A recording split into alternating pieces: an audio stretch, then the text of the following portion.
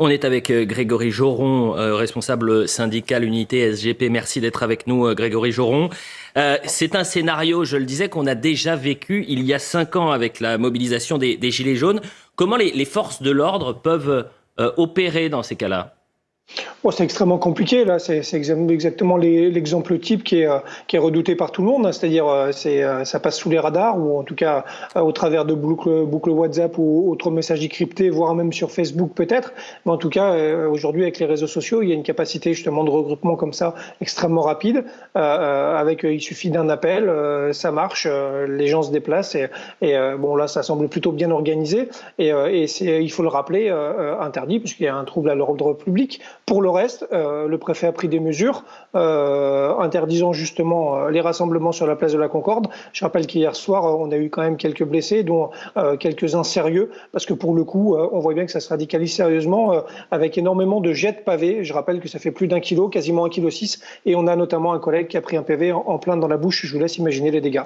Grégory Joron, vous êtes toujours en direct avec nous, Unité SGP. On a du mal à comprendre ce qui s'est passé hier. Autant il peut y avoir un effet de surprise pour avant-hier et cette forte mobilisation. Je crois qu'il y avait plus de 5000 personnes place de la Concorde jeudi soir dans un contexte extrêmement tendu avec cette utilisation du 49.3. Mais hier, il y a des images qui ont été surprenantes, c'est-à-dire déjà la possibilité de se mobiliser alors qu'elle était interdite. Et puis, les éléments les plus radicaux ont pu former des barrages, utiliser du mobilier urbain et sans intervention directe des forces de l'ordre. Comment vous l'expliquez ? Ouais, c'est une stratégie de la préfecture de police, sûrement assumée en lien avec le ministère de l'Intérieur. Bon, c'est un public extrêmement jeune, très clairement, qui tranche justement avec les grandes manifestations intersyndicales qu'on a pu voir ces dernières semaines. On le sait, Gabriel Cluzel l'a dit d'ailleurs, c'est des profils plutôt Black Blocs, extrême gauche, en effet militants, étudiants, etc., etc. Donc je pense qu'il y a quand même une volonté de rester à distance et d'éviter la confrontation directe, tout simplement parce qu'on sait que, évidemment, et ça génère des blessés. On a une difficulté sur la place de la Concorde et on le voit à l'image.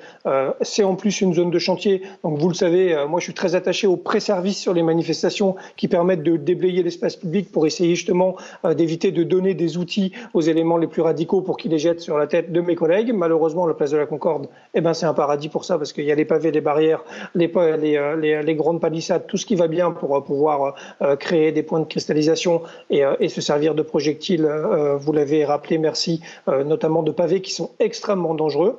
Donc voilà, donc hier ça a un peu joué au chat et la souris, on voit des charges, des bons offensifs, du gaz pour créer de la distance, essayer de repousser et prendre la main. Merci beaucoup Grégory Joron. Quand on découvre ces images en direct, on a l'impression de revenir 5 ans en arrière avec les Gilets jaunes, on le disait en début d'émission. Dans quel état d'esprit sont les forces de l'ordre ? Je sais qu'en interne, les policiers, les gendarmes ont énormément souffert de cette séquence-là des Gilets jaunes. Parce que chaque semaine, vous étiez sur le terrain, parce qu'il y avait parfois des moments d'extrême violence, il y avait un contexte d'épuisement, de fatigue. Là, c'est inédit, c'est-à-dire que ce n'est pas chaque semaine qu'il pourrait y avoir ces tensions-là, mais tous les soirs, à partir de 18, 19, 20 heures. Oui, c'est malheureusement des choses qu'on a déjà vécues au niveau de l'intensité d'engagement pour le coup, parce que d'ailleurs il y a 2 jours, la première soirée de la Concorde, il faut savoir que les collègues qui ont travaillé la journée ont été appelés à rester toute la soirée pour prêter main forte à la relève du soir, justement pour pallier peut-être au manque d'anticipation et au manque de force mobile.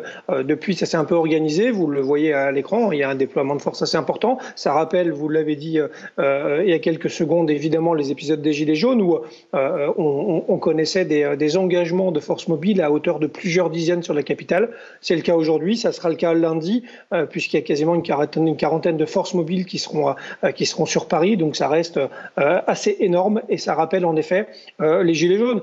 Je rappelle aussi quelque chose, c'est que dans 6 mois on a la Coupe du Monde de rugby. Si on commence à mettre les forces mobiles dans le rouge avec justement un engagement de ce niveau-là qu'on va peut-être devoir tenir sur plusieurs semaines, ça va forcément créer de l'épuisement et c'est vrai, vous l'avez dit aussi, il y a un coût social et un coût au niveau justement de la confiance faite à la police dans ce genre d'événement. Les Gilets jaunes, on l'a payé assez cher et malheureusement, on espère que ça n'arrivera pas une seconde fois.